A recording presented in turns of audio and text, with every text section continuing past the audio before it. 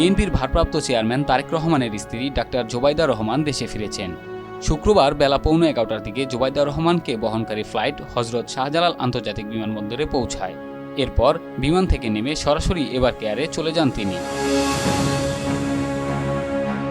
হাসপাতালে পৌঁছানোর পর ডাক্তার জোবাইদা রহমান সিসিইউতে চিকিৎসাধীন খালেদা জিয়ার কাছে যান।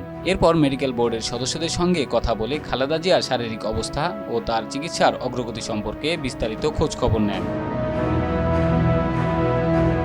এদিকে বিএনপি মহাসচিব মির্জা ফখরুল ইসলাম আলমগীর জানিয়েছেন, কারিগরি ত্রুটির কারণে কাতারের এয়ার অ্যাম্বুলেন্স ঢাকায় আসতে কিছুটা বিলম্ব হচ্ছে। সবকিছু ঠিকঠাক থাকলে শনিবার সেটা পৌঁছানোর কথা রয়েছে। এছাড়া খালেদা জিয়ার শরীর যদি যাত্রার উপযুক্ত থাকে এবং মেডিকেল বোর্ড যদি সিদ্ধান্ত দেয়, তাহলে রোববার 7 ডিসেম্বর তাদের ফ্লাই করার কথা রয়েছে। 80 বছর বয়সী খালেদা জিয়া দীর্ঘদিন ধরে লিভার, কিডনি, ডায়াবেটিস, ফুসফুস সহ নানা জটিলতায় ভুগছেন। গত 23 নভেম্বর তাকে রাজধানীর এভার কেয়ার হাসপাতালে ভর্তি করা হয়। সেখানে নিবিড় পর্যবেক্ষণে রাখা হয়েছে তাকে।